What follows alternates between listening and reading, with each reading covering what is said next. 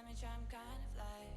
Baby, baby, I want something else. I listen when you say goodbye.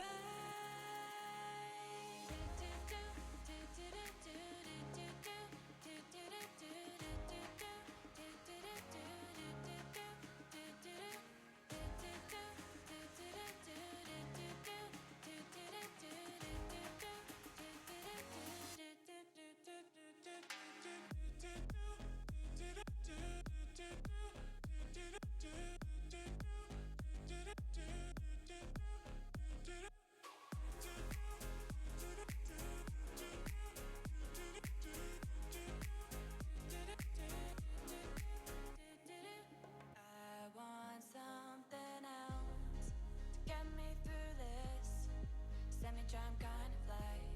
Baby, baby, I want something else. Not listening when you say goodbye. I believe in the sand beneath my toes. The beach gives a feeling, an earthy feeling. I believe in the faith that grows, and that 4 right chords can make me cry. Oh, when I'm with you I feel like I could die, and that would be alright, alright. Oh, 'cause I want something else to get me through this. Oh, baby, I want something else. Not listening when you say goodbye.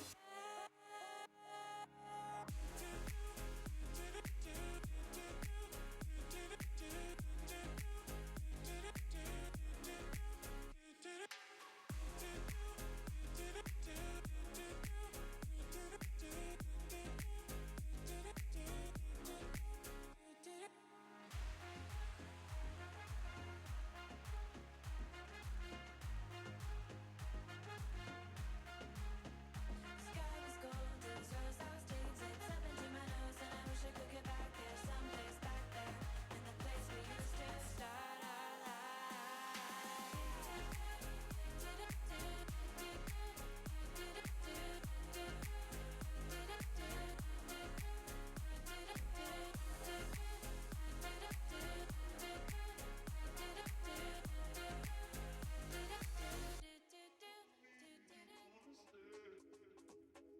I just want you to know I saved your 1,000 promises. It's all enough. Just want you here tonight. You owe me your attention. I won't wait, 'cause you owe me. Don't you feel an obsession? It burns again. You owe me. Just give it up.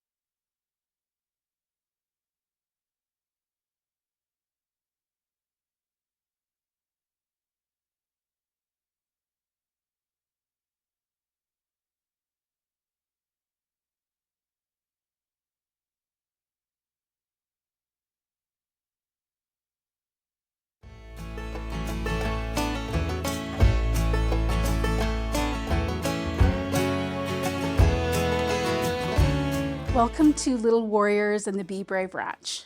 I'm so thrilled to be able to take you on a tour today.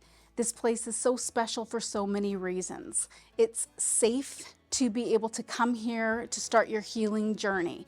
We know that all children, teens, and families who come here have had an experience of child sexual abuse. We have amazing therapists, we have amazing staff, and a fantastic facility for you to be able to come to start your journey in your healing.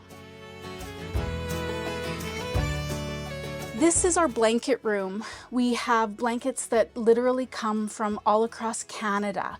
These blankets are stitched with love and care, and each child that comes to our program gets to, on their very first day, come and choose a blanket to have in their room while they're at the Be Brave Ranch. They're literally stitched with love. Many survivors themselves have created these blankets with you in mind, and some of them have special messages.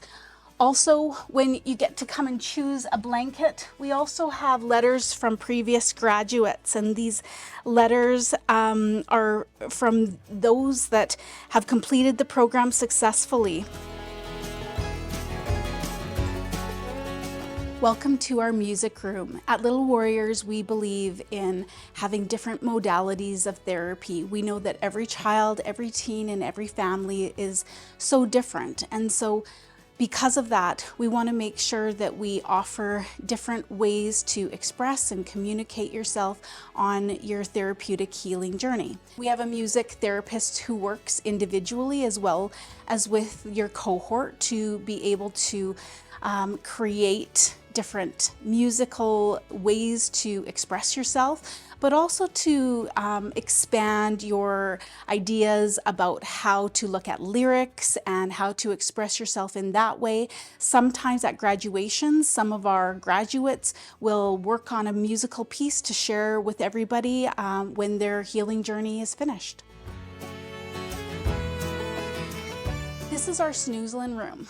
Our Snoozlin room is a multi-sensory space that offers every child, every teen to come and to work with their therapist or work with their key contact in their cabins to be able to take time and just relax, but also experience some different sensory options.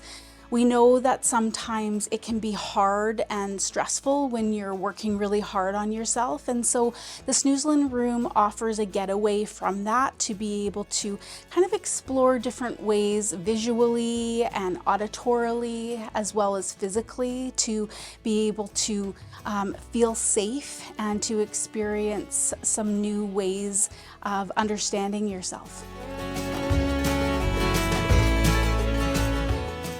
Welcome to the art room. The art room is filled with amazing color and textures. We know that a lot of children and teens like to express themselves not necessarily with words, but through art. And we know that there's an artist in every single one of us. We have all these handprints that are on the walls are from recent graduates who have participated in the program and have literally left their mark. We know that this is a safe, expressive place, that we use different modalities of art, including using paint, using clay, even using some of the things from outside, like our warrior sticks there in the corner. It's an amazing place and an amazing way to be able to learn and grow and express yourself in different ways than maybe you've ever done before. So we have several group therapy spaces at Little Warriors Be Brave Ranch. This is called our green room. Our green room is primarily used for the teens that come on site. And Monday through Friday, we tend to have group sessions with our therapists who continue to work with your cohort on various learning and psychoeducational aspects of your trauma treatment. We look at different themes such as creating and understanding consent, boundaries, understanding your family systems, addressing and dealing with certain triggers that may come up, as well as addressing aspects of addiction and other things that may come up for you as part of your own trauma treatment.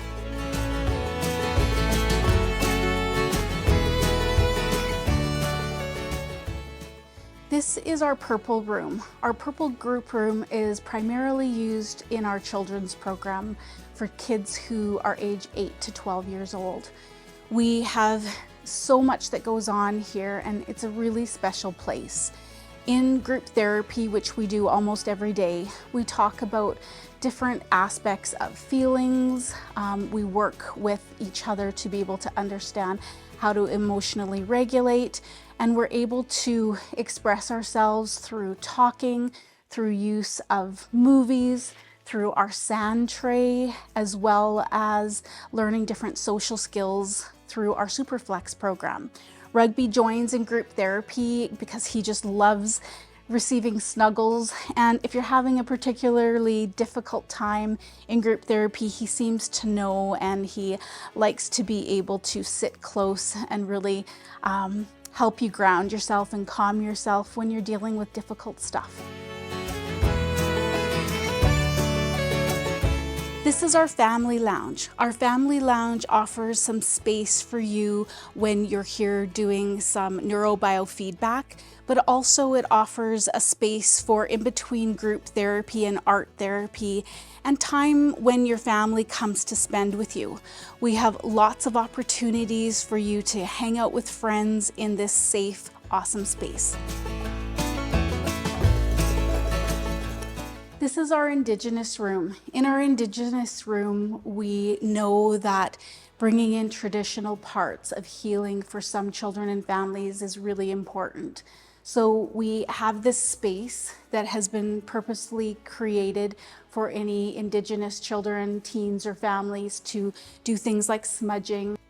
We have an outdoor sweat lodge, as well as our Indigenous space to have ceremony, but also do other activities that are related to their culture, such as drumming and dancing.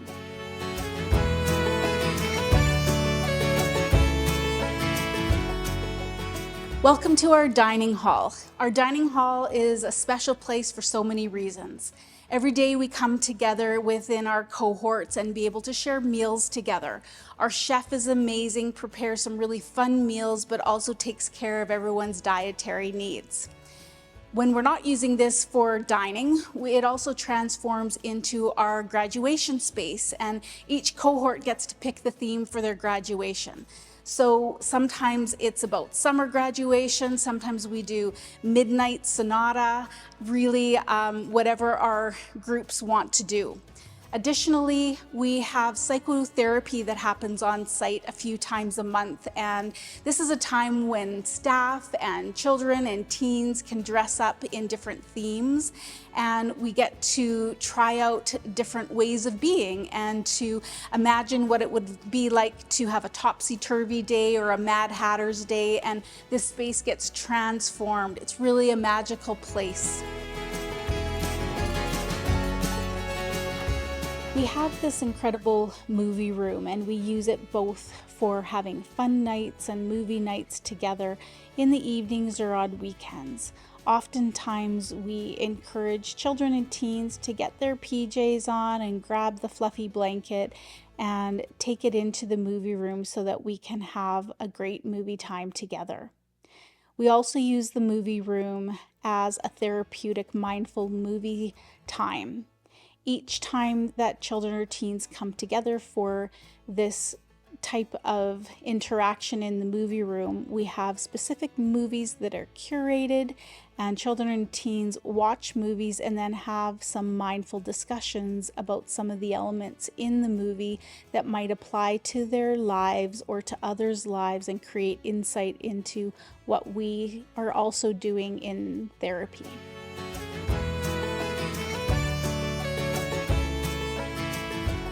This is our mindful movement room. Many times children and teens learn how to connect with their bodies, as well as just really take time for themselves as part of their self-care. Rugby likes to join in some of the mindful movements that we do, and typically we do this first thing in the morning just to prepare our minds and our body for all of the work that we're going to do throughout the day. Lots of times Rugby, one of his favorite poses is to do downward dog. The gym is a multi-purpose space, and of course we like to use the gym for having lots of fun and blowing off steam and just getting some exercise. Each day the children and teen are encouraged along with staff to do 30 minutes of activity, and so in the cold winter months this place gets really used well. We also have stations set up as part of our sensory program. For each child and teen, we create a sensory profile that they are allowed to be able to expand and learn about the way that our senses, whether it's our visual senses or our feeling kinesthetic senses or proprioception, adds to our ability to regulate ourselves.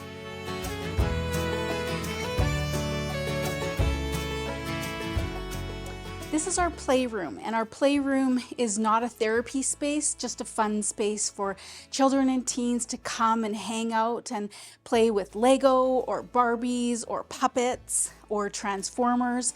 It's really a place where children and families also can come in the evenings when there's visits and whatnot, just to hang out together and have some fun quality family time together. Over here is our magic room. Is filled with a whole bunch of different toys and things that children and teens get to choose from when they first come to the Be Brave Ranch. All of this stuff has been donated, and it's come from different corporations. It's also come from other children or teens who have donated birthday presents to be able to have here for you to be able to take home with you and play with while you're at the Be Brave Ranch. The magic room is certainly magical because it shows how much the community is behind us all, and specifically behind the children and teens who come to this incredible place.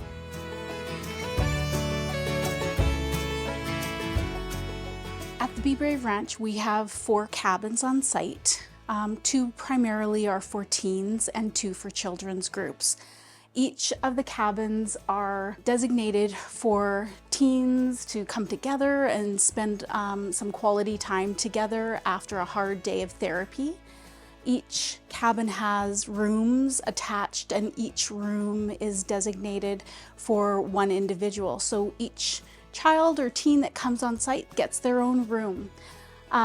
Within the cabin area, people are free to roam, and as you come on site, you'll notice that there's some words and some affirmations that have been left by previous teens who have successfully completed the program. And really, this is a living space where teens come together, children come together to eat meals together, prepare brunches on the weekends together, have spa nights together, and really learn to enjoy their time. In the basements, we have recreational areas as well as small breakaway spaces if the child or teens are wanting to spend some extra time with their therapist or with any of our key staff. And of course, some snuggles from Rugby or Dempsey or Eddie as well.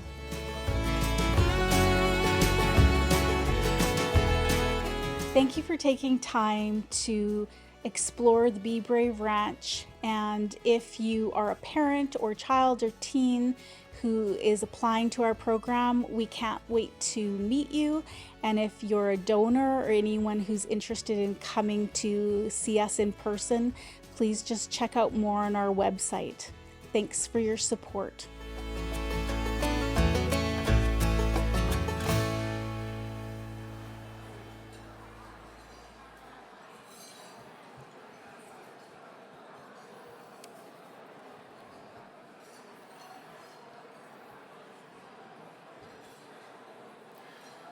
All right. Good afternoon, everyone. Can you hear me? Thumbs up. All right. I'm Jason Greger from Sports 1440 and OrdersNation.com. Thank you. Hey. Free applause. That's always good. Everybody's in a good mood. Orders won. I get it. It's nice. Very honored to be the MC once again here at the 12th Annual Be Brave Luncheon. My mother is a survivor of childhood sexual abuse. So this event is always one when you think about the horrors of what that entails. And I think that's why a lot of people are here today, to want to support that and the survivors. And I know there's many in the room. You should be very proud of yourself. And before we started, just my mom actually just celebrated her 80th birthday on Saturday. Woo! And there was no such thing as Be Brave Ranch back in the 1940s and 50s, and hey, 70s and 80s. And the opportunity for kids to heal at a young age.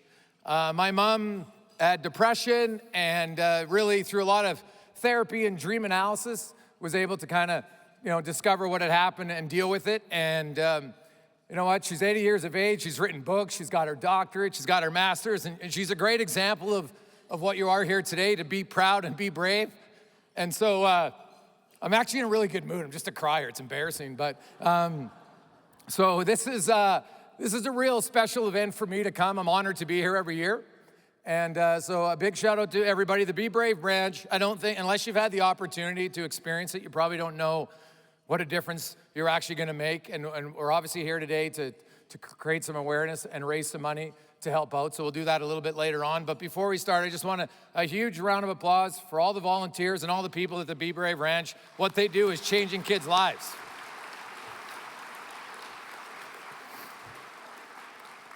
I would like to acknowledge that we are on Treaty 6 territory, traditional lands that include many First Nations and Métis people. We recognize and respect their enduring connection to the land and are grateful to gather here in peace and friendship. You'll see the big light over there to the left before you leave, or during lunch, if you like, please use the photo booth. It's all set up. Like they'd love to have some happy pictures today, so feel free to step in the booth if you like. At Little Warriors, they believe in prevention, healing, and hope. Not only to the victims and the survivors, but also they have their Prevent It workshop, which has now reached over more than 47,000 adults across Canada to help them with the tools to help protect children from sexual abuse, which is hugely important. We got to stop it rather than wanting to deal with it afterwards. If we can reduce it before it happens, it's going to be a lot better. The Be Brave Ranch is a specialized intensive trauma-informed treatment center for children and their families who have been impacted by childhood sexual abuse. It's a place where the healing begins and the futures are reclaimed. And that last line is the most important thing. What those children have gone through and their ability to come out on the other side is like, we get excited about sports athletes. Look how hard they work. And that's great. But you look at how hard these kids work to persevere through something like that. To me, they're the real heroes, and the people that work with them are the true heroes, and that's why we're here, I think, to talk about them today. Obviously, we'll have there is the online auction. It's right on your table. Feel free to spend lots of money and get lots of the great prizes on there. That'll end at 1:30. So obviously, you'll get a note once you sign up, and you can go in there, and you'll get a note to keep bidding. So if you see one of your friends' name on there, definitely bid them up. Also, there's the QR code on your table. It's pretty simple. Look it up. There you go already. Get it on your phone, and away you go. Now, I'd also like to take a moment to big thanks to our presenting sponsor, Flamin, and the Brave sponsors, Fluid Life and AD Tutoring, who make today very possible.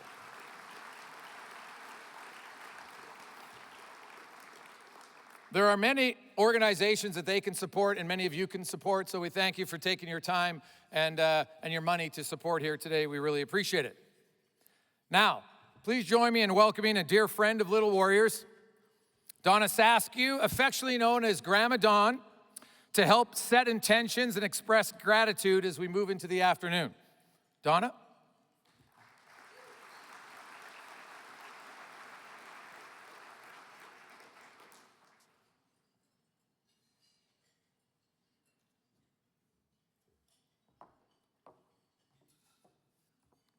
Thank you, Jason, and good afternoon. I, too, am a crier. So as he says, my name is Donna, or Grandma Dawn as they know me at the ranch. and I too am a warrior. I have supported and volunteered for Little Warriors for the past several years, and I find great joy in my own self-healing by giving back to every little child. Before we begin our meal, let's take a moment to center ourselves in gratitude and set positive intention for today's gathering. Let us be grateful for the opportunity to come together, for the food before us, the hands that prepared it, and the hearts that have brought us to this moment. We are especially grateful for Little Warriors and the incredible work they do to support, vulnerable children. May we honor their mission today by opening our hearts and standing in the spirit of courage and compassion. Let us set the intention to be present, to listen with open hearts, to speak with kindness, and to uplift one another through connection and understanding. May this luncheon remind us of the power of bravery, the importance of community, and the beauty of supporting one another. Thank you to each of you for being here and bringing your light, your love, and your courage into this space. Let us enjoy this time together. Thank you.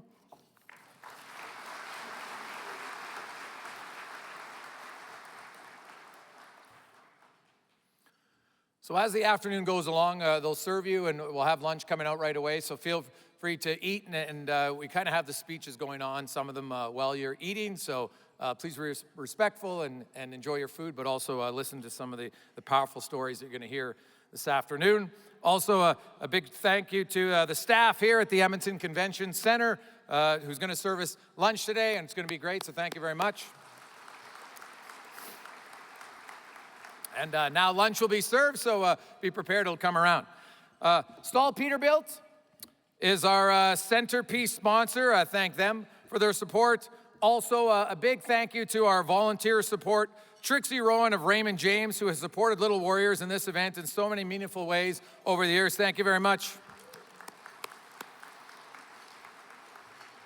And speaking of volunteers, because, man, volunteers don't get enough applause. I think they do so much just out of the kindness of their heart. They're incredibly grateful to our volunteer team from Starbucks, who's been a longstanding partner and advocate of Little Warriors. So thank you.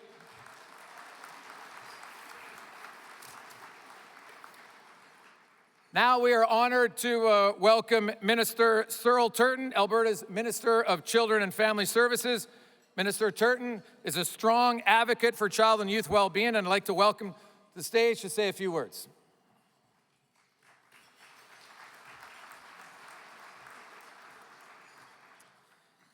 Well, thank you very much, Jason, for that introduction, and to Little Warriors for hosting all of us here today.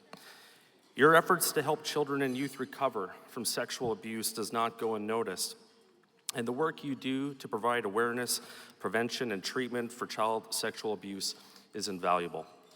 As we recognize Sexual Violence Awareness Month throughout the month of May, it is a good opportunity to reflect, because every Albertan deserves to live a life free of sexual violence and abuse, and to remind each of us that we all have a responsibility in taking a stand against sexual violence, and not just this month, but each and every day.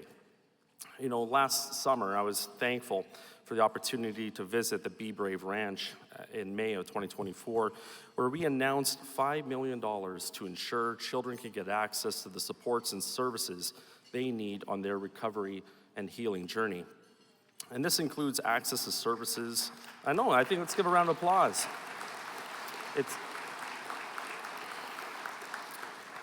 It's going to make a huge difference for so many kids. And I know, just chatting with so many survivors of sexual violence, knowing that there's entities like the Be Brave branch that are, for so many families, they don't know where to turn to for hope. And the Be Brave branch is that shining light. It brings light to darkness, and it's going to make such an immeasurable difference in the lives for so many children. And some of these services, the part of this government grant will provide resources to address their mental, emotional, physical health and well-being. It was so inspiring to be at the Be Brave branch and see the walls and hear the stories and tour the facility that empowers survivors by equipping them with the tools that they need to find their voice. Because that's really what it comes down to. We're helping kids find their voice when they are going through their darkest day. So as a government, we are committed to helping children and youth who have experienced sexual abuse as they recover and navigate the lifelong impacts of the trauma that can affect their mental, physical, and emotional health, their ability to trust and express emotions, and build healthy relationships that will help them as they move forward. The painful and troubling reality is that child sexual abuse happens at alarmingly high rates, with 1/3 of sexual abuse victims being those under the age of 18. Think about that for all the parents out there. Think of someone as young as a child that's going through some of these horrific acts. And we don't want any child or youth who has experienced sexual abuse to fall between the cracks. All children have a right to be safe and supported. We want survivors and their families to know that they are not alone. And for others listening today, it is up to all of us to know the signs of child abuse and neglect and how to report concerns about a child's well-being. Speaking up to protect children, it is a courageous act that can have life-changing effects on young people, showing them that they are not alone. So let's take that stand together. So thank you again to Little Warriors for all that you do to help children and youth on their journey to recover and heal from the impacts of sexual abuse. I'm always impressed by everything that your organization does to ensure that children and youth get the supports that they require, and your dedication and unwavering commitment cannot be underestimated. Your work has a profound impact on the rest of their lives and the lives of families and friends right across this beautiful province that we all call home. So to the survivors of child and sexual abuse, please know that you are not alone. And thank you to everyone for coming here today and supporting Little Warriors and also for hosting me. So thank you so much. God bless and go Oilers.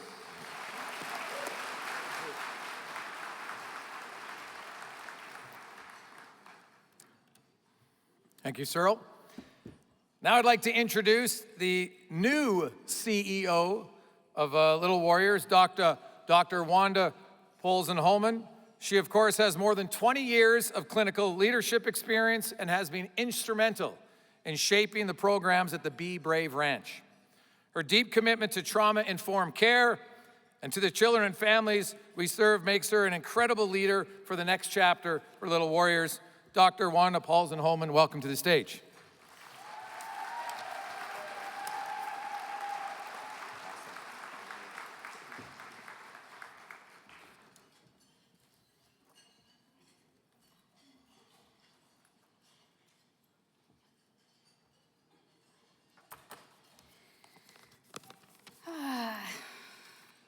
Always nervous.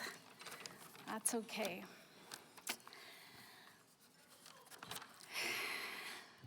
Good afternoon, everyone. Dogs with Wings Rugby and I are really honored to be able to speak on behalf of the children, the teens, and the families that come and utilize our services at Little Warriors. We could not be able to do any of this without you. Today marks a really important day where I'm filled with gratitude for the work that we're able to share. Because although what we hear today is a lot of emotion, and emotion is good, when we hear this that's coming from people who have experienced child sexual abuse, the one thing that I want everyone to really settle into is that there is hope. I want to take a moment to thank everyone for coming today, and of course, Jason Greger, who has kindly agreed to MC our function, even between the first two games of the pending Stanley Cup champions. You heard it here.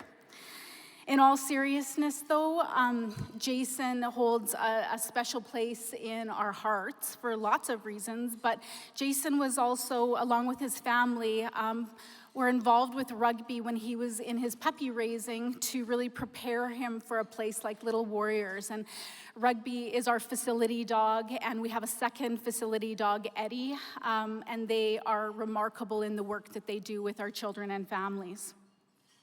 I want to thank our amazing staff. Our amazing staff always go above and beyond. They're here today, and you know, honestly, I've worked in many places, and our staff are just exceptional. They really act and come from the heart, as well as our resource committee. For those of you who don't understand what our resource committee does, yep, there's some claps. Yep. Our resource committee is made up of numerous individuals really across various professions and businesses, and they come together and volunteer their time to do so, to really act in a way of being able to make sure that the funds that come into Little Warriors are directed for care and not other things like roofs and decks and sanding and paving our 120 acres. So, you know, without them, we wouldn't really be able to run our ranch in the way that it is. And our ranch is getting a little bit older, and we need some TLC. Today's also an opportunity that I would like to thank our Scientific and Research Committee. Dr. Peter Silverstone has very graciously come today, and we'll be hearing more from him today. But our Scientific and Clinical Council comes together to support the work that we do, to look at our outcome measures. So we do pre-post outcomes for all of our rounds of treatment.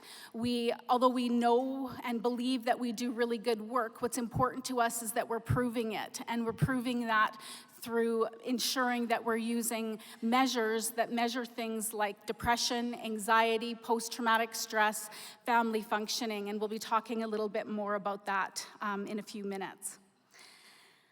I want to encourage all of you today to just reflect. It's a time that we're coming together, but just to reflect. Perhaps you very intentionally come here today, as many of you have over the years, to support us. But maybe this is the first time you've come. Maybe you have received a free ticket. Maybe you're supporting someone else. And I just really encourage you to take a moment to reflect on how and what you can do to bring service to Little Warriors in the Be Brave Ranch. We really truly believe in our treatment that every single one of us, every single one of our kids brings something really important and is valuable. And I believe that in here today, that you all and we all bring value in so many different ways. And there's many ways that you can contribute back to Little Warriors through functions like this, through showing up, through taking the Prevent It program, through doing third-party fundraisers, through looking on our website and seeing what our donation request lists are. There's so many ways. We have volunteers today. Starbucks has just been amazing. They show up and they support functions like this, but they've also come out to the ranch to do the same.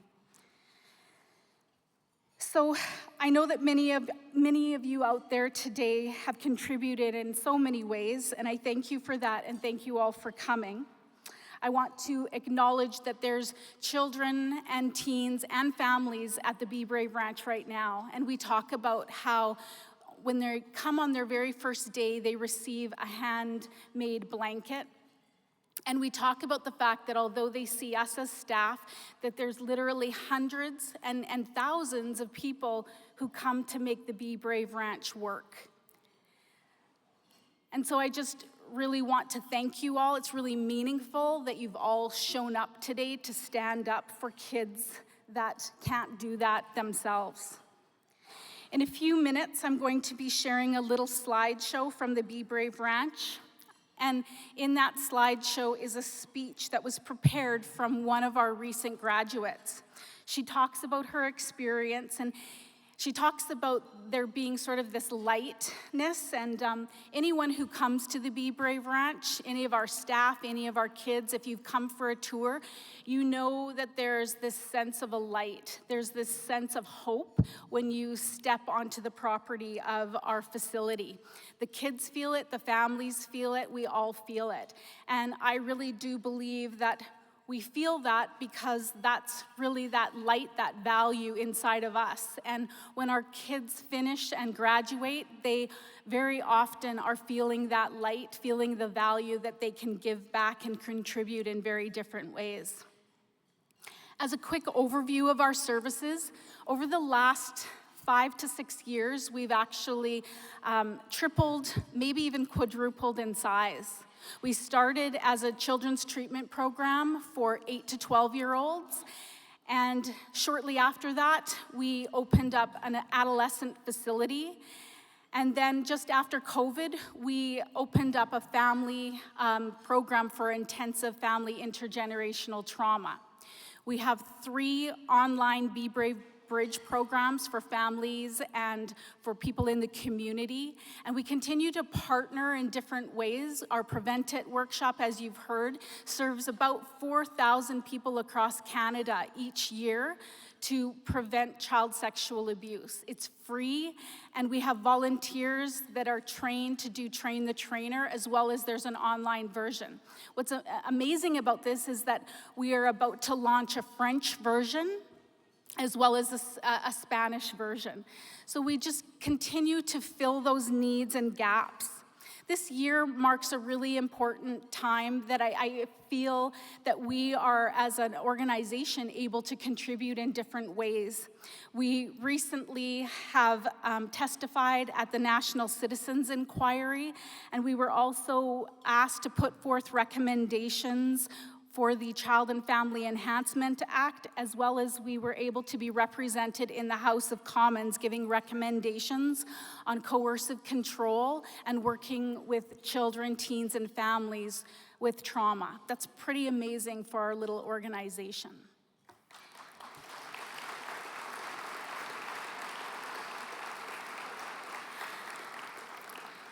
Every time people clap, Rugby thinks it's about him, so he stands up. I just love it every time.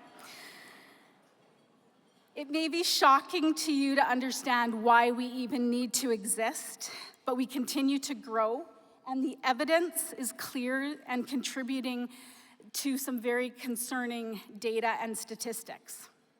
What we know is that 1 in 4 girls and 1 in 6 boys under the age of 18 will experience and have experienced child sexual abuse in some way of an unwanted sexual act.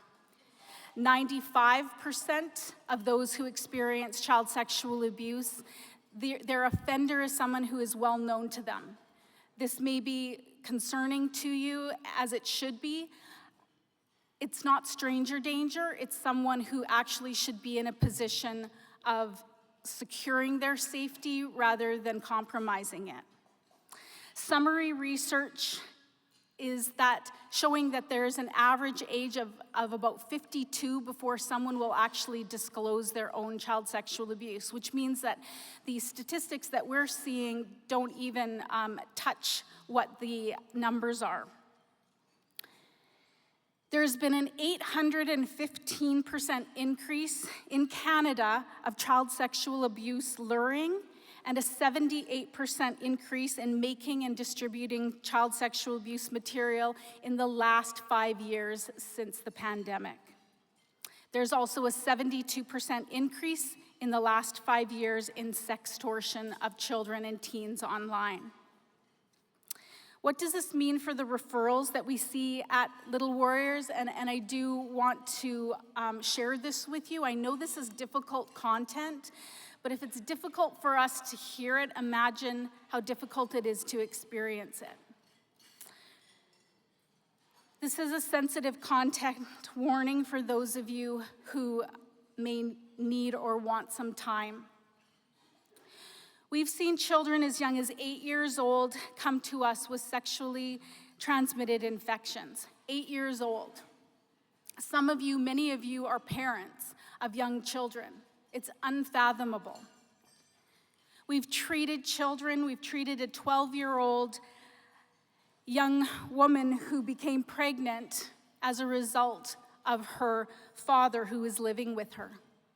And no one even knew that she was pregnant until she was almost 5 months pregnant. We've treated families who have lived in communities that did not clearly understand sexual abuse and child sexual abuse because it was so prevalent and generationally experienced.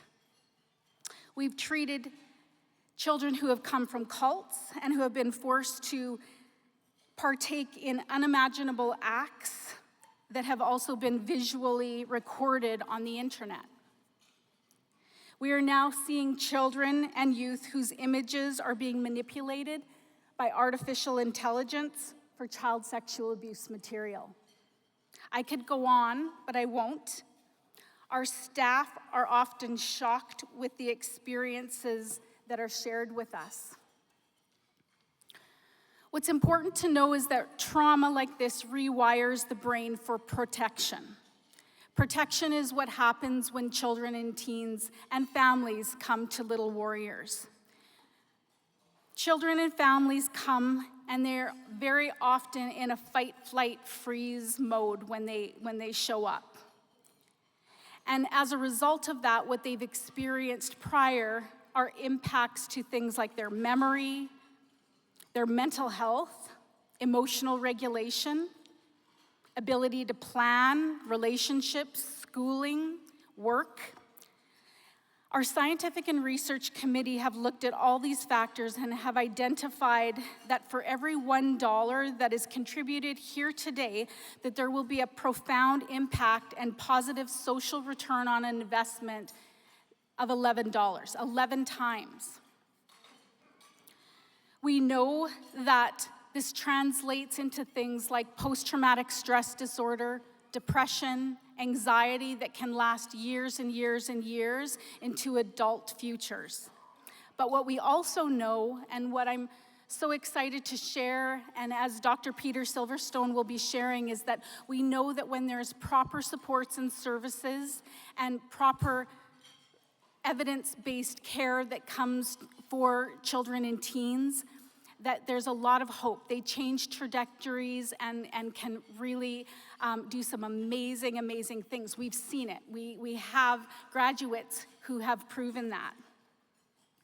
As I wrap up today, it's my hope that I can share a little piece of what happens when people come together and create some amazing changes for the positive. It comes best not from me, but from those who have experienced it.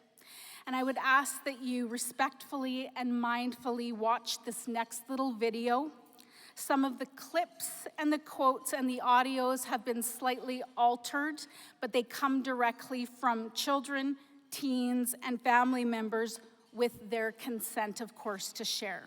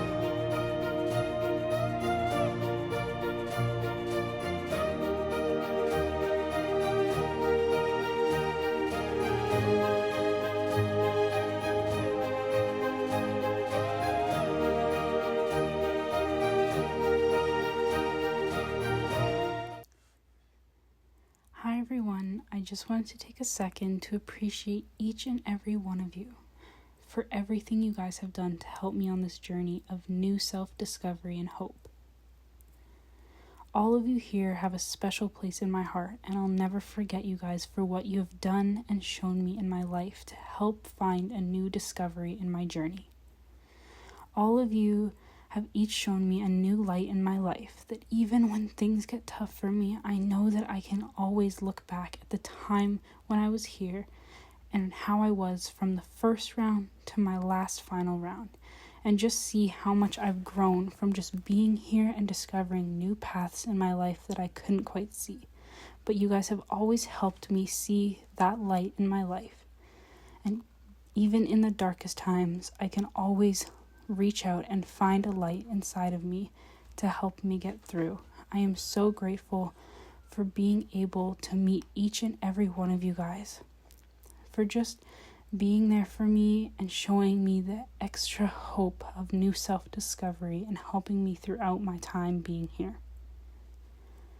I just want to take a second to give my big thanks and appreciation to my mom and my dad for pushing me to be here and to try my best and just keep going, even when the light fades out, to not give up hope, but to keep pushing through.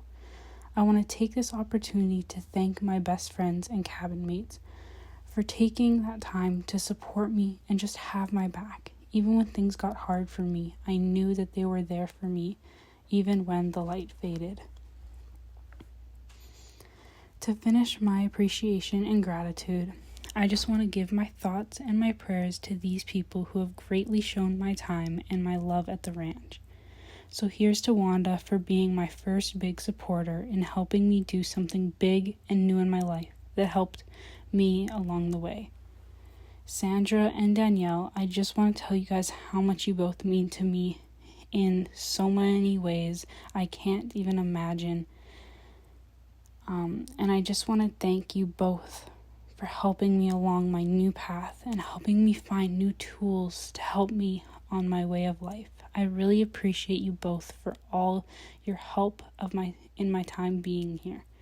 Thank you, Cheryl, for bringing out my creativeness and inspiring me to show my glow into something new and beautiful to show to the world and myself. To take my last appreciation, I would like to thank Carla for a wonderful time that she has taken to make all the meals that have been prepped and made for us. And I appreciate all the love that she has put into her hard work into keeping us all fed by showing us that love comes from the heart and is shown in so many ways. To say my last goodbye, I just want to say how much you all mean to me and that I appreciate you all for showing me all these ways in my life journey moving forward. I love you and everyone at the ranch, and I'm going to miss you all moving forward in my life. Thank you for everything. Peace out, and I miss you guys already.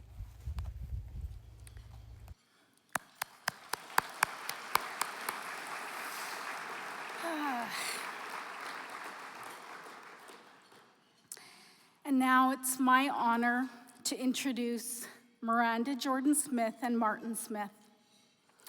Miranda and Martin will bravely be sharing about their experience as parents of a little warrior. Miranda and Martin, along with their children, had to go through the unthinkable, things that crossed international borders. They're the epitome of a brave family who have themselves become enormous advocates and educators of child sexual abuse. We are truly blessed to have them here today.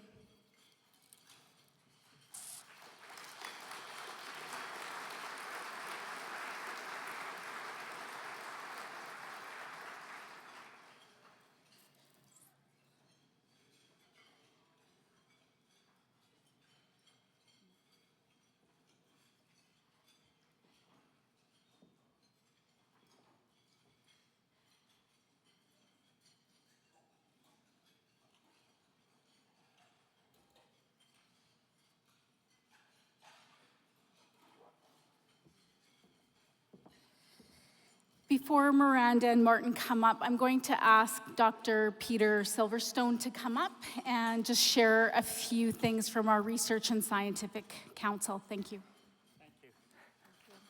Thank you. Hi and welcome. My name's Peter Silverstone. I'm a psychiatrist and professor at the University of Alberta. And I've been involved with Little Warriors for a number of years. And when Wanda joined the senior team, we had a conversation. And obviously we're dealing here, you've heard, with a lot of people with complex trauma. Individuals who've gone through horrible things. I'm not going to dwell on that. I'm sure you'll hear much more relevant experience. But the question I had for Wanda was this: can we help them? And can we show that we help them? And we have spent many years now collecting data, kind of data that help the minister, and again, thank you, Minister, for the support that the government is giving. Data that is convincing the scientific community, convincing the general community that what we do makes a difference. And this started off with a theory that Wanda had about how best to help individuals who are going through complex trauma. And how it wasn't just the individual and their history, but those around them and how we could treat them. We decided that what we would do is we would put together a comprehensive program and then we would test it.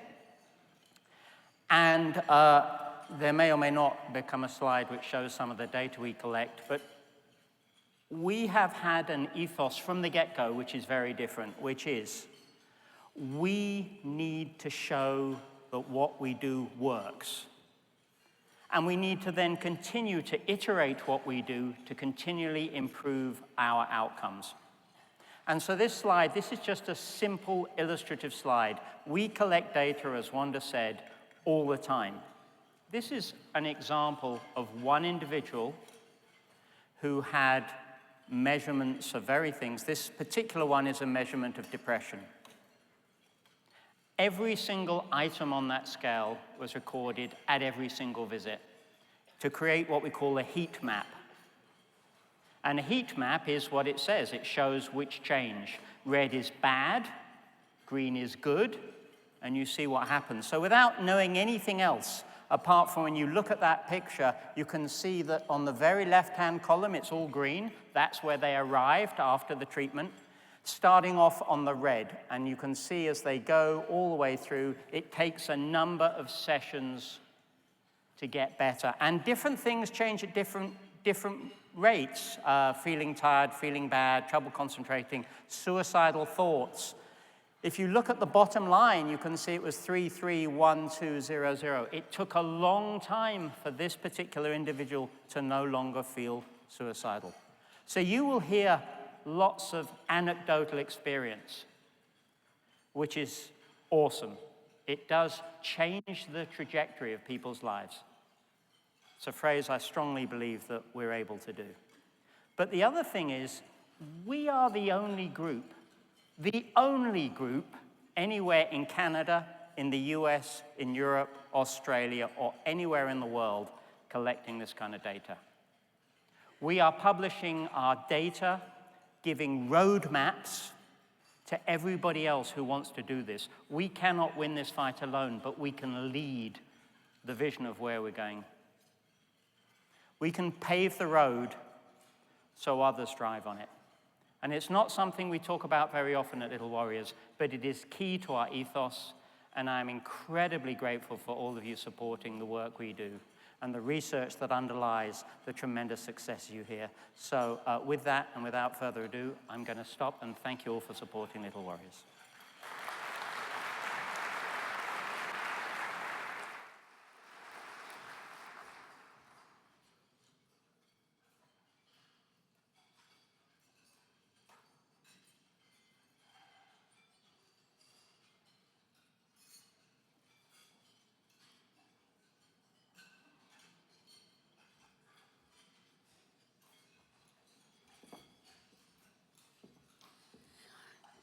Sorry I messed that up.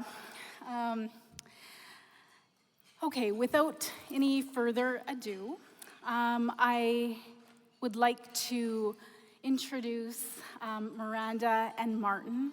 As I mentioned earlier, Miranda and Martin and their family spent time with us at the Be Brave Ranch, and I can't say this enough. We talk about the children that come to us who have experienced atrocious things, but it takes the family and really everyone coming together to wrap services around, and it impacts not just the child, obviously, but the family in so many ways, and it's my honor, and I'm just so grateful for both of you to be so brave to come up here today to share your story. Thank you.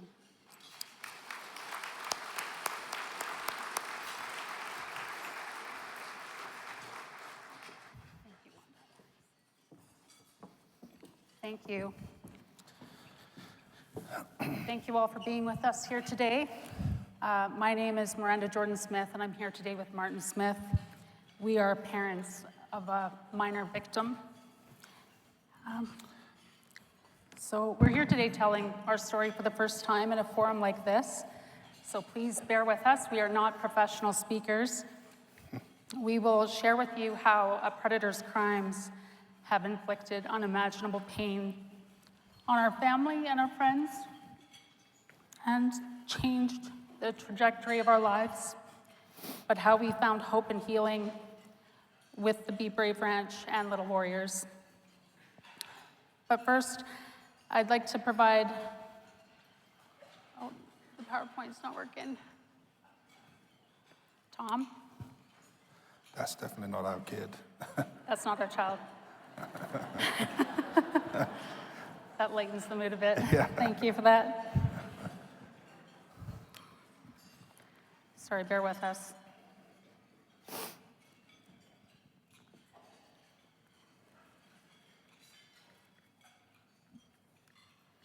Good to go?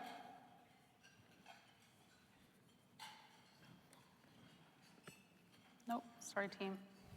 Okay, there's a warning. I should have shown this first. So this presentation does contain details and sensitive content that are real life events. And now, if you'll allow me, I'd like to provide some context on how much our daughter means to us. Before our daughter was born, my husband Martin and I experienced the devastating loss of our first daughter, Presley. She was stillborn at 40 weeks in May of 2007. And losing Presley alone was unbearable. And we didn't know if I would be able to carry another child successfully. But despite our grief, we kept trying. And in November of 2007, I learned that I was pregnant again. And while we were overjoyed, my pregnancy was filled with fear and uncertainty.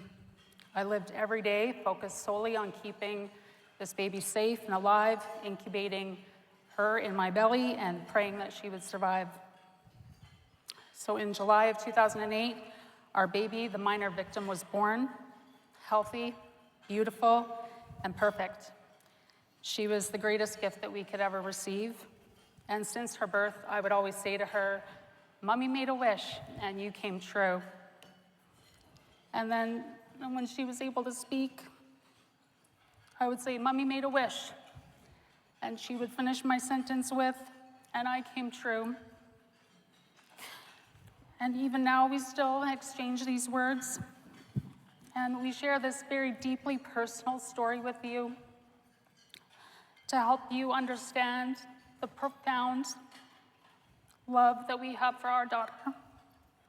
She is our baby, and she will always be our baby. Sorry, I need a tissue. So I'll share some pictures with you, even though I went ahead. That's Lila in Cuba, our minor victim daughter.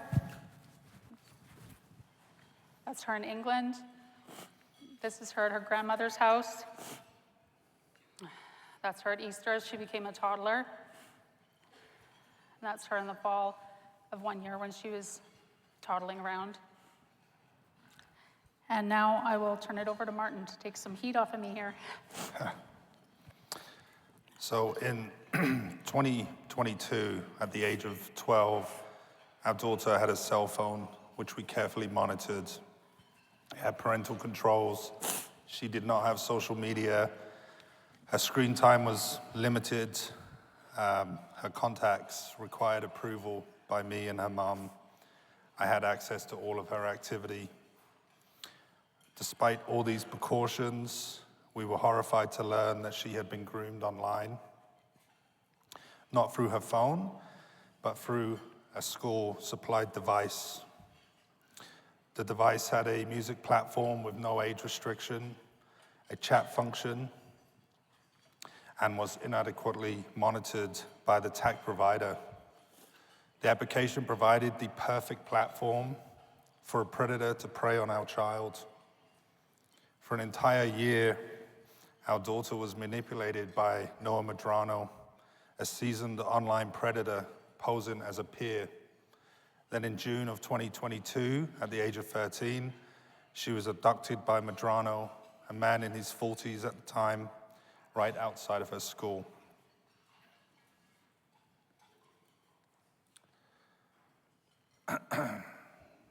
As I'm sure you can all imagine, when our daughter did not arrive home on the school bus, we were reported her missing. From there, a full-scale search was launched with volunteer crews on the ground, knocking on doors, putting up posters. I personally met hundreds, if not thousands, of people throughout Edmonton and beyond, searching for our child. I went into the darkest corners of Edmonton, from tent cities to Hells Angels clubhouses throughout the city. We were astonished at how much the community surrounded us and wanted to help us bring our daughter home. From homeless people all the way up to trucking companies, media outlets, politicians, and celebrities. The police in our city merged their historical crimes, missing persons, cyber crimes, and human trafficking divisions in the hope our daughter would be found safe. For days, we had sleepless nights and tearful nights, wondering what happened to her. It's a thing of nightmares for anyone that ever experiences something like this. Miranda said to me in the midst of all of this, we cannot lose another child. We would not be able to bear it. So we engaged heavily in the search. We engaged with media.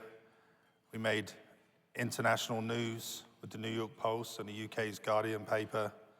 Thousands of people engaged in our search efforts and on social media. After a week of our daughter being missing, we woke to officers at the door. We knew it was one of two things. We knew they had either found her, or they knew that they had found her dead. Naturally, we were overjoyed to learn that our daughter was found. The FBI has seized her from a hotel room in Portland, Oregon. She was being held in the Children's Hospital where they administered a rape kit and assessment of her abuse. Immediately, we jumped on a plane to retrieve her. I believe that we were in the airport within an hour of talking to the police. So the abuse that our daughter suffered is unbearable to comprehend. Medrano has been imprisoned for a litany of crimes: kidnapping, rape, sodomy, putting a child on display, possessing and developing child pornography, and crossing a border with sexual intent, just to name a few. Somehow, Medrano stuffing our daughter into the trunk of his car seems on the surface to be the least horrific act because he could then not touch her body. But in reality, this act alone could have killed her. He told her that if she died in the trunk, that he would just fuck her corpse. For the last few years, my family has been on a painful journey of healing. The damage caused by these horrific events is complex and largely irreparable. And we are learning to coexist with it, but the scars that remain are both seen and unseen. The greatest support that we've received has come from Little Warriors and the ranch. They were the first and only agency in this city to reach out to us directly to tell us that they could help us. Our daughter was placed at the Be Brave Ranch soon after her return from Portland. At the ranch, she was immersed in therapy and activities alongside other victims of sexual abuse. She participated in art therapy and yoga, group therapy, and individual therapy, and the support extended to our family. We did family therapy, parent therapy, and sibling therapy. And when our daughter graduated from the ranch, the support did not stop. She has continued as an outpatient and still receives support today. I have no adequate words to truly express how grateful we are to Little Warriors and the Be Brave Ranch and their supporters, who would be all of you. So please allow us to share an excerpt from our daughter's victim impact statement that she read in court just 1 month ago at the time of Medrano's sentencing. I am here today with pride and strength. At first, I felt as if I would be alone reading out my impact statement. However, I'm not alone. I am here with every other victim of sexual violence in my heart. Because of my trauma, my mind has blocked out a lot. I get flashes of those endless nights of abuse. I would wake up to him showing me videos he recorded of my abuse. I'm so grateful that the FBI caught him in time before he tried to kill me. Again, I'm so grateful they caught him so he could no longer record slapping me across my face and violating my body. He is a monster. This is a poem that makes me recount my abuse. It is called Why Me?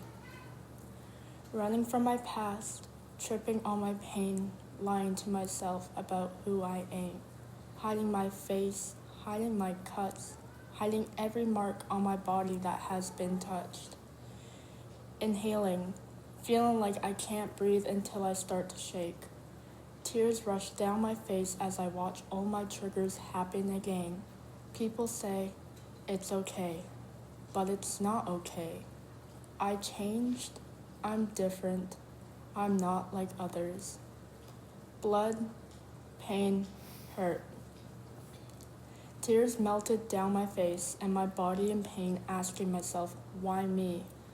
Looking in the mirror at myself, asking myself over and over, why me? Every little thing he's ruined for me. I can't do this. He's broken me. He had ruined my life. I used to tell myself maybe I don't deserve to live. Maybe he was doing me a favor. Maybe I should have drowned that night in the hotel room bath. I began to give myself a hard time. I didn't believe in myself. I felt like a failure, but I'm not a failure. I'm a survivor. I am a warrior. I have power over myself. He doesn't deserve to have the power anymore. I stopped running from my past. I stopped tripping over my pain. I'm done lying to myself about who I ain't. Every mark on my body has been healing. Every scar from the monster that has been left behind shines out in the world.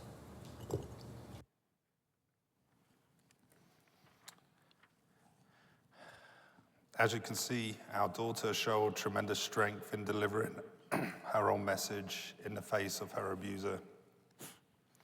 I think as parents that day, we saw a different child, and I don't think we'll ever be more proud of our child than we were that day. Admittedly, I was not as composed as my daughter in the courtroom. I let her perpetrator know that he has subjected her to the most unimaginable and horrific crimes, and he has no regard for human life or humanity. I truly believe that he is a scumbag, and I told him so that day, and that's probably one piece of satisfaction I got out of that court case. In Miranda's victim statement, she said, Medrano is the lowest form of a human being. He is a vile predator who lurks in the dark underbelly of an unregulated internet, waiting for vulnerable children to pull into his sinister reality. And once he lures them in, he makes them suffer even more. He shows them no remorse and is a constant danger to society. I do not believe he can be rehabilitated. He has shown no regret for his actions, and he remains a risk to society. I fear if he has any freedom afforded to him, he will continue to harm others into perpetuity. We have suffered enough. Our baby has suffered enough.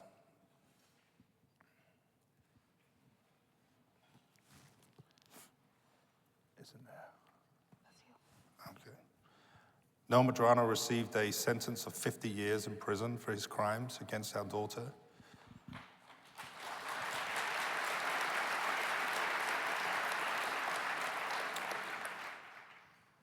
We know, and we have been told, our daughter's case is one of the most egregious cases of its kind.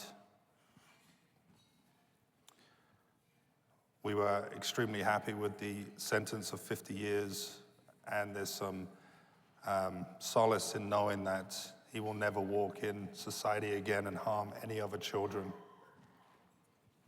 As parents, we definitely fear the long-term effects of her sexual abuse. We worry about bullying, re-victimization, addiction, suicidal thoughts, and unhealthy relationships our daughter might form because she remains valuable, and all of these risk factors exponentially increase with this type of abuse. The fear and worry for our children never stops for us, but we find inspirational strength from our daughter. Please allow us to share another excerpt from her victim impact statement. I never thought I would see another day, not even a light, just me in the dark with memory loss. My words represent my bravery and strength. Even though I have memory loss from my trauma, I can still remember the nightmare that will never end. Old memories wash over my head, shedding a tear, the quick drop on my cheek, eyes go blurry, holding back tears that didn't feel like tears. The lump in the back of your throat, the feeling of blades cutting you up. You want to let it all out, but you can't. You drown, gasping for air, full of emotions, full of nightmares. I just can't take it anymore. You're going to break. You're going to burst. You try to save yourself from the flood. You start to turn yellow. You start to give up. You go numb. But I remember the memories I made when I was young and future memories I can have. You let go. You let go of the nightmares. You let go of the monster. To finish off with a strong message to other survivors, I wrote this when I felt that I was worth it and that we are stronger than ever. Healing for myself, healing from my trauma, healing from my past.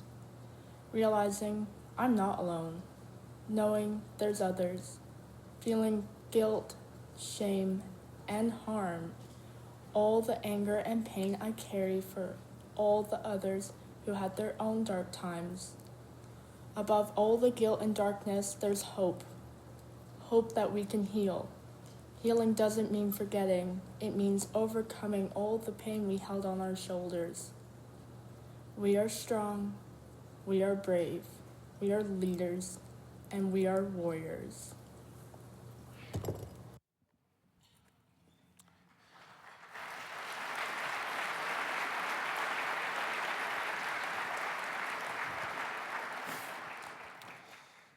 It seems obvious to state that our daughter's empowerment has a direct link to Little Warriors and the Be Brave Ranch when she says, "We are warriors." We can't imagine how we would be coping if we did not have Little Warriors by our side. Every parent has hopes and dreams for their child. Because of Little Warriors, we've been able to reimagine a new future and keep on dreaming. Our daughter today is doing well. She enjoys horseback riding, as in a youth leadership program. She's on track to graduate high school next year and wants to pursue a career in art therapy so that she can further explore her creative talents and help others. Thank you, Wanda, and the team at Little Warriors. We could not have gotten through this without you. You two have changed the trajectory of our lives, but in the best way possible. And to those of you in the room, thank you for listening and supporting Little Warriors and families like mine. If you can, please give generously to them. Thank you.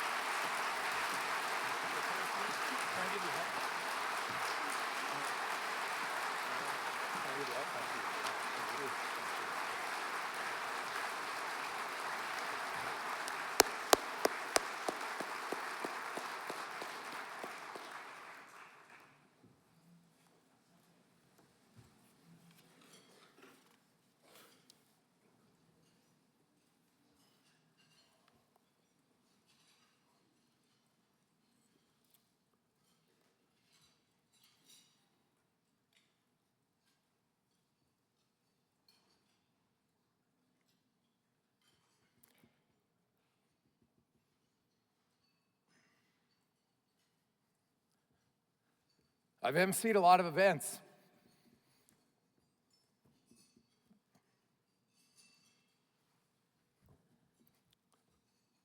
Man, that's a pretty powerful statement. It takes a lot of courage to get up here and be vulnerable and talk about a story like that. So, Miranda and Martin and your daughter, I hope you're incredibly proud to share your story, because when you share your story, I think it impacts a lot of other people. And I loved how honest and raw you were. I think that's important, because too often, natural human instinct is we don't want to vision a terrible human being like that. We always try to find the good in people, and unfortunately, there's some who don't have good. And I love that you didn't sugarcoat it, because people need to understand just how awful it was. So thanks for your raw honesty. It was very good.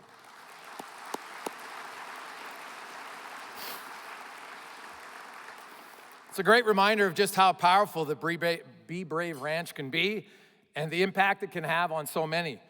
And I'd now like to call upon Neil Campbell to come up to the stage. Neil's going to share his own powerful story, a journey marred by strength, healing, and perseverance. And today he gives back by mentoring boys at the Be Brave Ranch, offering hope through his own lived experiences. Thank you very much, Neil.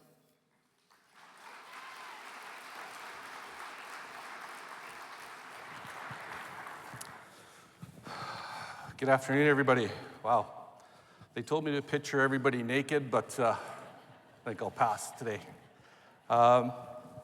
It's quite the honor to be standing here today, share my story. When I was 9 years old, I was like most boys. I was mischievous, I was curious, I was a little bit of a handful. So I got up one day, as I usually did, and I walked down the street with my Spider-Man comic in hand to visit a friend. When I got to the house, he wasn't there, but his older brother was. So I went to leave, and he approached me and said, "Hey, I need you to come with me for a minute. I want to show you something really cool that's in the shed." So we went into the shed, and that's the first time I was raped. I remember it like it was yesterday. The darkness, the out-of-body experience, the fear, the freezing. I couldn't protect myself. So when he was done his terrible acts, he kicked me out of the shed like a piece of trash. And that continued for a year. The power he had over me to take me back to the shed, to rape me time and time again. Each time I walked out of that shed, I looked up. I looked for Spider-Man. He wasn't there. Where was my hero? He wasn't there. He was gone. I had to be my own hero. So the trauma was so impactful to me that I blocked it out mentally for 3 years. And I know that's hard to imagine for people, But my body tried to protect me, my mind tried to protect me. So it pushed that so far down, I didn't even know that it happened. So when I was 12 years old, I was in my room reading a comic book, and I had a flashback. I don't know what triggered it. People ask me, I truly don't know.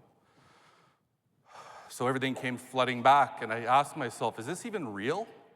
Did this happen? I don't know. So I approached my parents.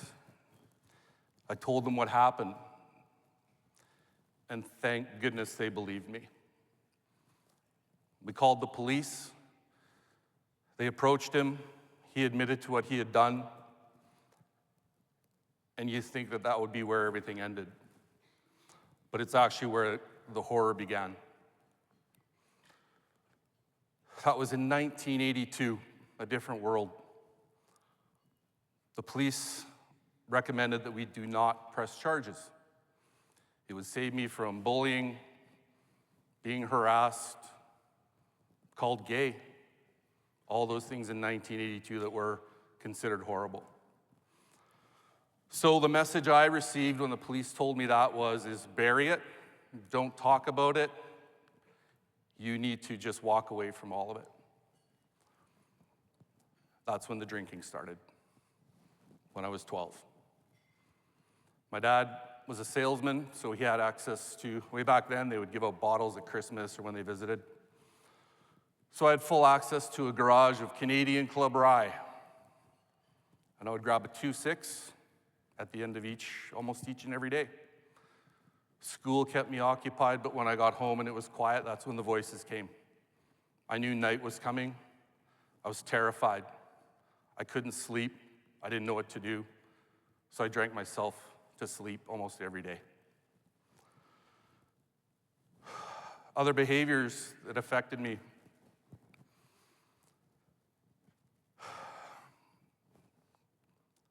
I had addiction issues, of course. Depression. There were 3 suicide attempts. Obviously not very good at that. That's where I was. That's how dark it got for me. That was most of my life, at least 30 years. I couldn't focus in school. And so I used humor as my mask. I was small. Didn't want to get picked on, so I was the class clown. It helped, but it was my mask. But the mask came off at the end of the day. Back to the drinking. So I would fight. I'd go to the bar, have some drinks. I'm going to prove I'm a man. I'm going to be able to protect myself. Didn't do very well. Lost a lot of them. Had a lot of unhealthy relationships with women because I wanted to prove to myself that I wasn't gay because I was told that's wrong. So it got worse and worse and worse. So over the years, I've tried psychiatrists, cognitive behavioral therapy. I had to be rewired because that day, the very first day that I was raped at 9, Neil Campbell died. He didn't exist. What I was going to be was gone. So, thankfully, I did get the help I needed. It was a long, long journey. It's still a journey. Every survivor and victim of sexual abuse has a lifetime of healing. There's no magic pill. There's no doctor that's going to give you the answers. You battle each and every day you get up because it's there. It's part of you. That's hard to understand for many people. So, I battled. I still battle. There's good days, there's bad days, but more of them are good.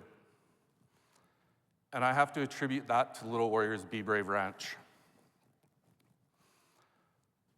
I found them.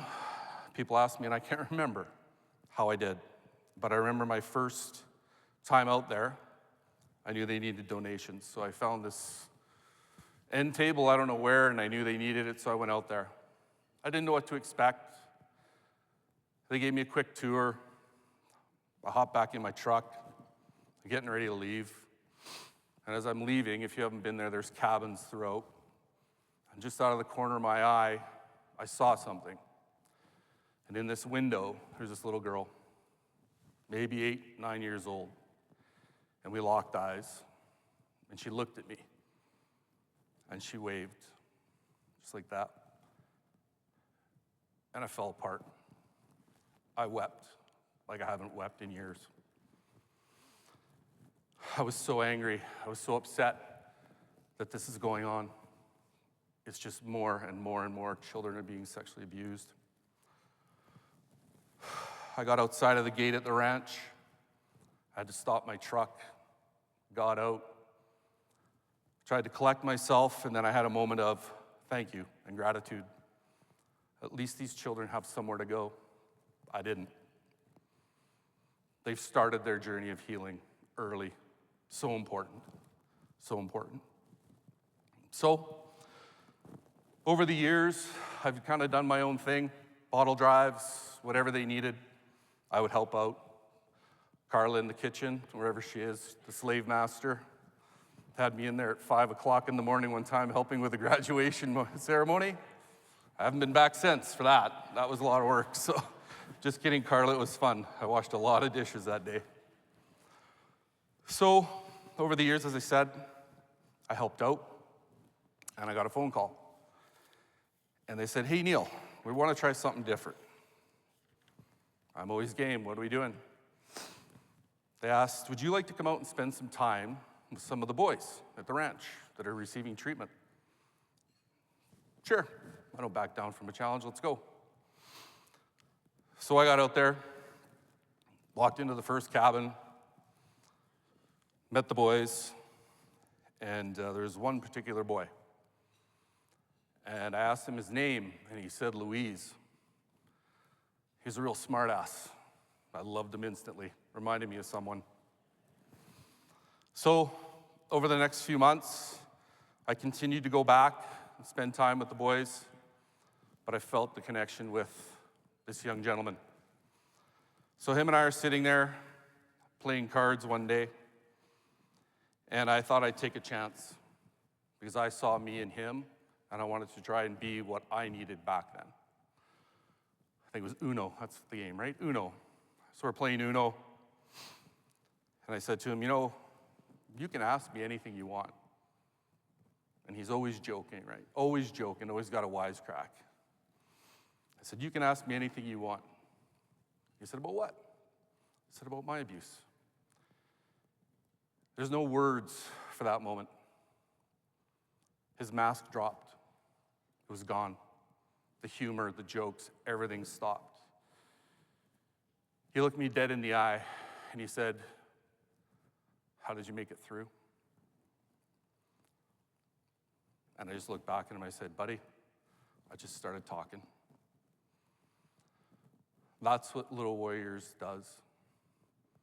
It allows these children to feel safe. It allows them to feel vulnerable. It gives them hope. And it allows them to start their journey of healing. I wish I could have that moment back. It was that special, but I have it still. So,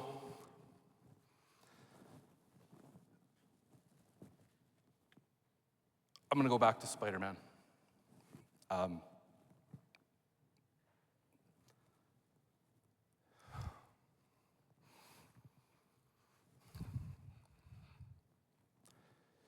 In the story of Spider-Man, his Uncle Ben tells him,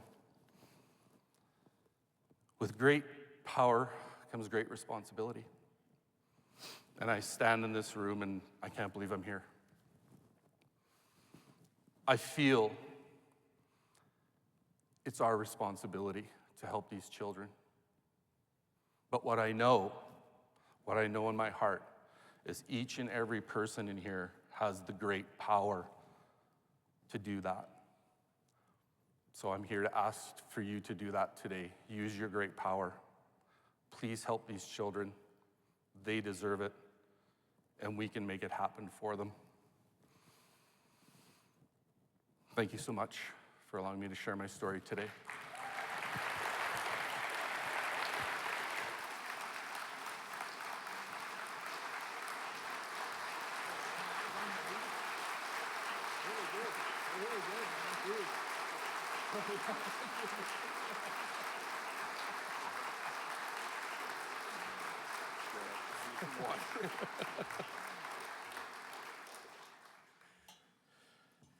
God, I needed to laugh at that time, man. Ooh, that was good.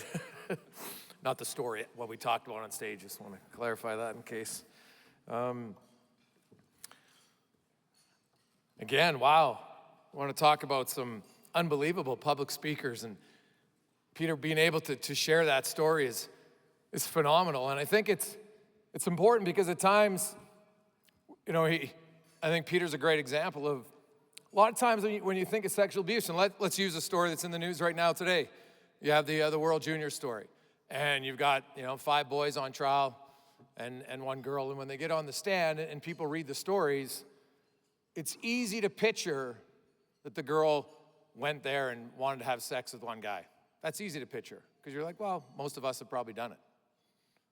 What's hard to picture is the stuff that came afterwards, and a lot of times it's easy psychologically to think, wow, you know what, she put herself in a bad situation, and you make up all the excuses because you don't want to think that human beings are capable of those type of things, right? A friend's older brother to do it to a 9-year-old.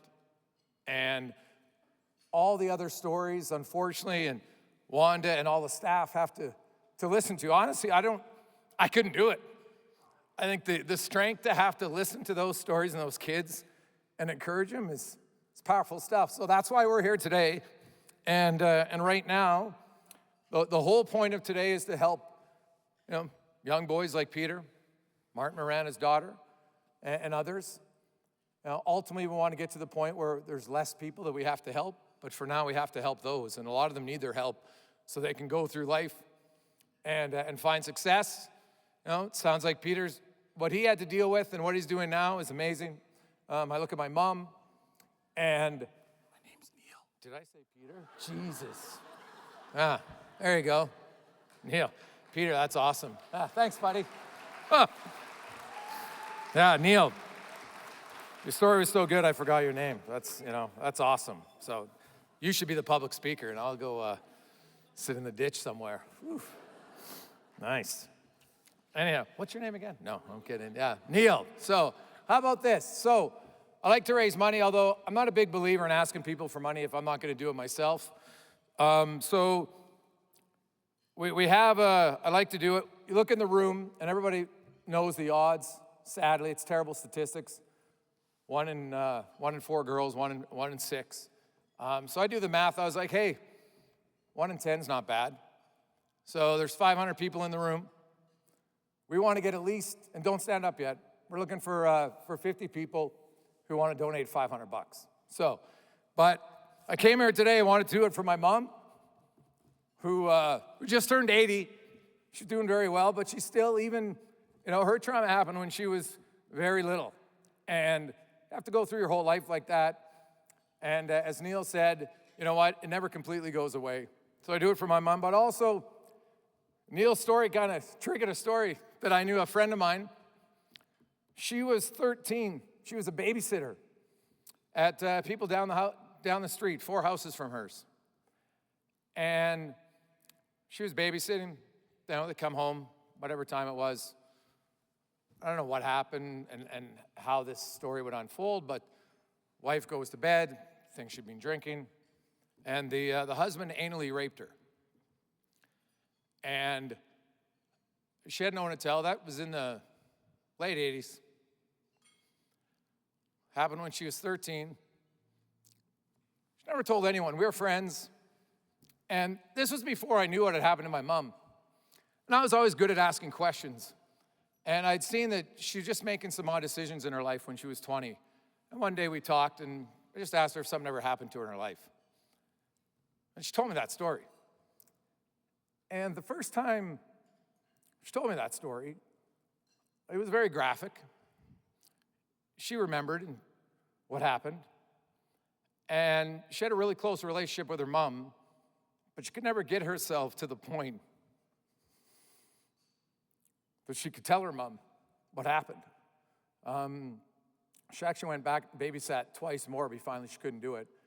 And she actually almost got in a fist fight with her mom when that same family asked her younger sister to go babysit. And she's like, she's not doing it. And she wouldn't tell her mom why. For many years, she could never tell. And it's not my place to say her name. I'll just call her Sarah. I'm obviously good at making up names. And Sarah, for years, like there was no Be Brave ranches, back in the 80s. And so I'm gonna do 500 for my mom, and I'm gonna do 500 for Sarah. So if there's anybody, I'd like you to stand up so we can count, it's easier for me.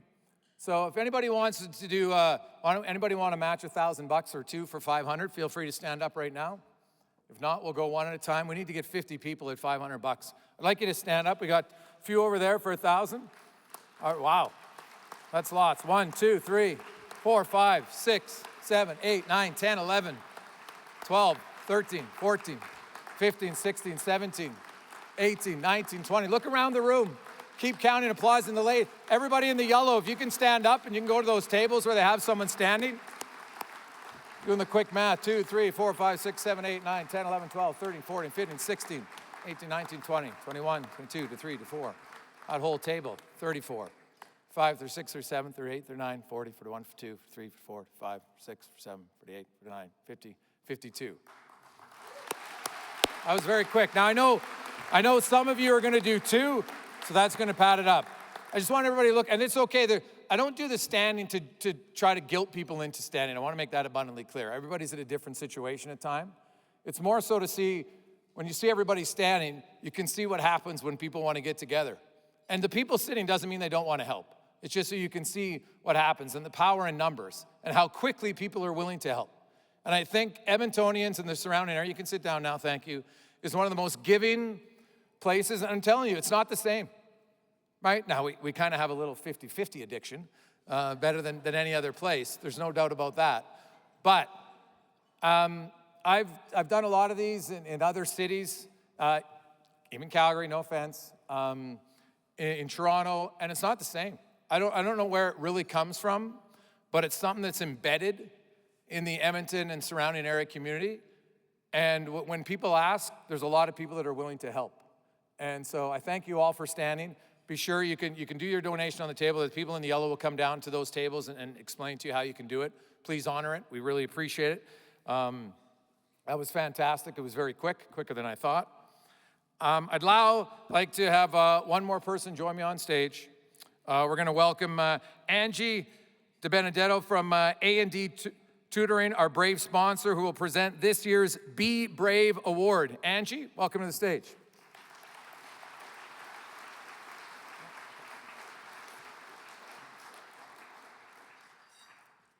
Hi, welcome everyone. I was going to say we were talking at our table about Neil hearing his name Peter, but I thought maybe he was referring to Peter Parker. I felt like it was right within there. Just to tell you a little bit about me, my name is Angie DiBenedetto. I'm the CEO of A&D Tutoring. I first just want to say how incredibly moving it is to hear the bravery that comes along with speaking about what everyone's talking about here today. And without talking about things like this, then no one hears about them and no one really understands what all of these wonderful children are going through and how much they really truly are warriors.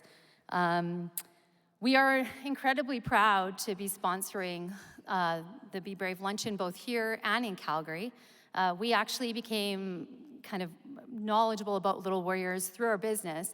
We started doing some work with them. We do a lot of Minecraft camps. So they reached out to us about coming to run one of our camps there.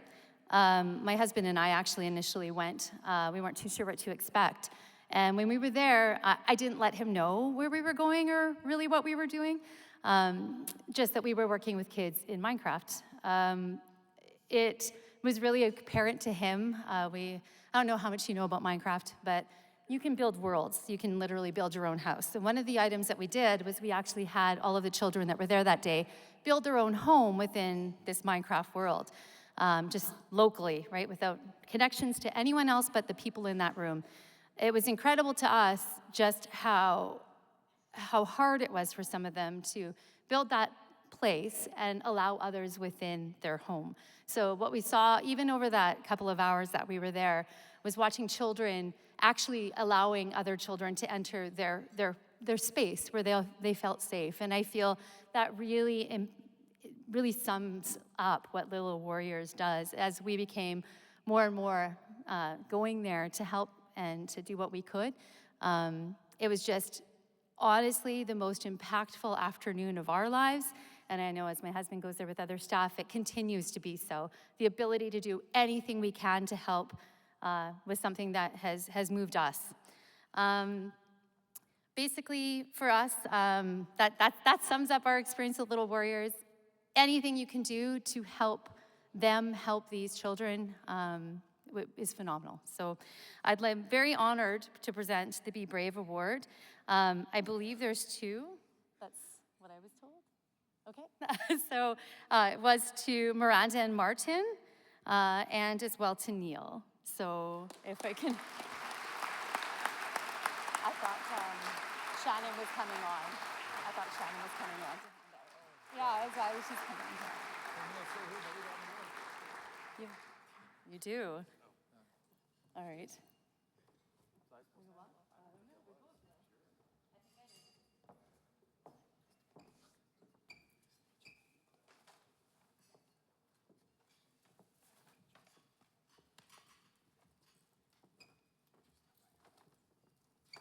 Sorry, I have to stand by the mic. Again, thank you so much for sharing your stories with us. You're incredibly brave. I don't know how you, I couldn't sit there without crying. I don't know how you found the strength to go through what you've gone through, all of you. Just thank you so much again.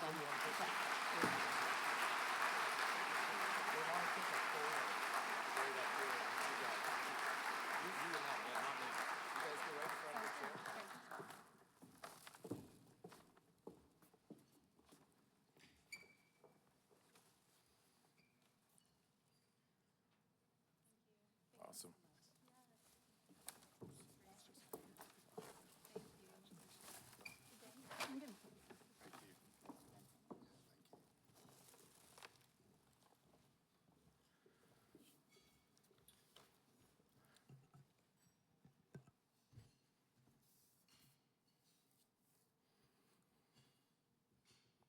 I know this has been a heavy day when you listen to those stories, but I think it's also very impactful and inspiring to think, the money we raise today just by being here and purchasing your seat at your table or coming in listening, and maybe in the future, you'll come back and be an advocate. So thank you very much. Of course, events like this don't get done without some sponsors. Again, thank you to Flamin, to Fluid Life, A&D Tutoring, Stahl Peterbilt, Takata, Trixie Rowan from Raymond James, Sherway Construction, the Inline Group, Angus Watt Advisory Group and National Bank Financial, PCL Construction, XL Homes, Delta Valley Landscaping, Keller Construction, and Global Edmonton. Your generosity makes everything we do and everything they do at Little Warriors possible. So thank you very much. You have exactly 15 minutes left in the online auction, so feel free to go back there and donate. And thanks, everybody. Even if you don't win, thanks so much for bidding and helping it out. Little Warriors hosts many incredible events throughout the year. There's something brand new to get excited about. In addition to the 9th annual golf tournament that goes on September 3rd at the Quarry, I'm thrilled to announce that the very first Women's Wellness Warriors Retreat is taking place at the beautiful Be Brave Ranch on August 9th. You can find details in your program as well. Check it out online. And let's take a quick, short look at the video here that gives you a glimpse of what the powerful new retreat is all about. Hey, I'm Allie Stone, and I'm the founder of The Inspired Leader. I want to say I'm so excited to share that I've teamed up with the amazing people at Little Warriors to bring an incredible event to Edmonton and area this summer. If you've been waiting for the feel-good, do-good event of the summer, listen up, I have it for you. It is called Women Wellness Warrior Retreat. Now, this is a full-day, soul-filling, connection-filled, movement, creativity, growth, think all the things. You'll laugh, you'll grow, you'll connect with women who just get you. Now, I have to say, it isn't a conference, it isn't a seminar, it's an experience that'll stay with you long after the sun sets. And here is the best part. This day directly supports Little Warriors. So all of the proceeds will go to helping protect and heal children who need it most. So your joy becomes part of something so much bigger. So what do? Grab your bestie, grab your spot, say yes to an incredible day, August 9th, a day that'll feed your soul and fuel a powerful cause. I can't wait to see you there. Awesome.